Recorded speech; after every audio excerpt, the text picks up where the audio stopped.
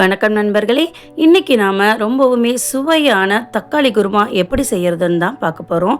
இது சப்பாத்திக்கு மட்டும் இல்லைங்க, இட்லி தோசைன்னு நீங்கள் எல்லாத்துக்குமே யூஸ் பண்ணிக்கலாம். சாதத்தில் கூட பிரட்டி சாப்பிடலாம். இப்போ பாருங்கள், இது எப்படி பண்ணுறதுன்னு பார்க்கலாம். இப்போது வானொலி காஞ்சோன்னே அதில் நம்ம என்ன பண்ணலாம் அப்படின்னா, ஒரு 3-4 ஸ்பூன் ஆயில் விட்டுக்கலாம். இப்போ ஆயில் நல்லா காயட்டும். காஞ்சோன்னே இதில் நம்ம கடுகு கருவேப்பிலை போட்டு தாளிக்க போகிறோம். பாருங்கள், எண்ணெய் நல்லா காஞ்சிருச்சு. 2 ஸ்பூன் கடுகு போட்டுக்கலாம். போட்டது நல்லா பொரிஞ்சு வந்தோடனே 2 கொத்து கருவேப்பிலையும் போட்டுக்கலாம். இப்போது எப்போதும் வழக்கமாக நம்ம செய்கிற மாதிரியான குருமாவே செஞ்சு போர் அடிச்சிருக்கோம் இல்லையா, அதுக்கு பதிலாக சப்பாத்திக்கு இது வித்தியாசமாக நீங்கள் செஞ்சு சாப்பிட்டு பாருங்கள். இப்போ பாருங்கள், கருவேப்பிலை போட்டாச்சு.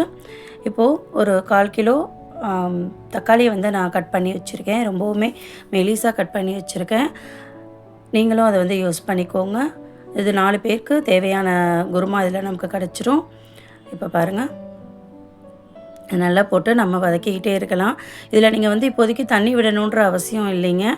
ஏன்னா இதில் தக்காளியிலேயே உங்களுக்கு நிறைய தண்ணி இருக்கிறதுனால நீங்கள் இப்போதைக்கு தண்ணி விடணும்னு இல்லை. அதுக்கு தேவையான உப்பை நம்ம போட்டுக்கலாம். ஏன்னா அப்போ தான் அது சீக்கிரம் வதங்கும். அதனால் இந்த குருமாவுக்கு தேவையான எல்லா உப்பையுமே நான் போட்டுட்டேன்.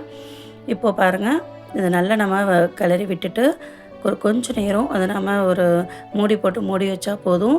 அது நல்லா சுருண்டு வதங்கி வந்துடுவோங்க. பாருங்கள், இந்த மாதிரி நல்லா வதங்கி வந்துடும். இப்போது இந்த ஸ்டேஜில் நாம் தேவையான பொருட்களை நம்ம இதில் ஆட் பண்ணிக்கலாம்.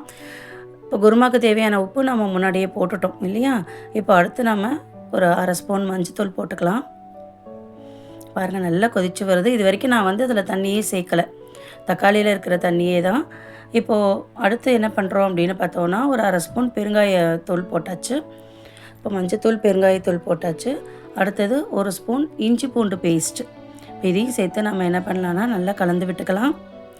இப்போ பாருங்கள், இதுக்கு மேலே நீங்கள் இது பண்ணிங்க அப்படின்னு பார்த்தீங்கன்னா நல்லா சுருண்டு வரும்.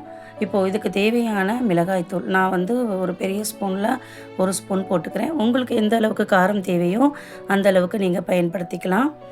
இப்போ பாருங்கள், நல்லா கொதித்து வருது இல்லையா. இப்போது இதில் உங்களுக்கு தேவையான அளவு தண்ணி மேக்ஸிமம் பார்த்திங்கன்னா 2-3 டம்ளர் தண்ணி வரைக்கும் நீங்கள் ஊற்றலாம். இப்போ அப்படி நல்லா ஊற்றி கிளறி விட்டு கொஞ்சம் மூடி வச்சிட்டிங்க அப்படின்னா அந்த மிளகாத்தூள் இதெல்லாம் வாசனை போகிற அளவுக்கு நல்ல கொதித்து வரும். அப்படி கொதித்து வந்ததுக்கப்புறம் பார்த்திங்கன்னா தக்காளி குருமாவுமே நல்லா சுருண்டு வந்திருக்கும்.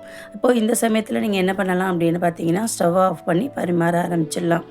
இப்போ பாருங்கள், நல்லாவே சுருண்டு வந்திருக்கு. நல்லா கமகமான வாசனையும் வருது.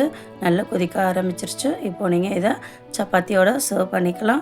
சப்பாத்தி மட்டும் இல்லைங்க, இட்லி தோசை அப்படின்ட்டு நீங்கள் சாப்பிட்லாம், தொட்டுட்டு சாப்பிட்லாம். அது மட்டும் இல்லாமல் வெறும் சாதத்தில் கலந்து கூட சாப்பிட்லாம். ரொம்பவுமே டேஸ்ட்டாக இருக்கும். எப்போதும் ஒரே மாதிரியான குருமாவை ட்ரை பண்ணாமல் வித்தியாசமாக அந்த தக்காளி குருமாவை ட்ரை பண்ணி பாருங்கள். ட்ரை பண்ணி பார்த்துட்டு எனக்கு எப்படி இருக்குன்னு கமெண்டில் சொல்லுங்கள். நன்றி.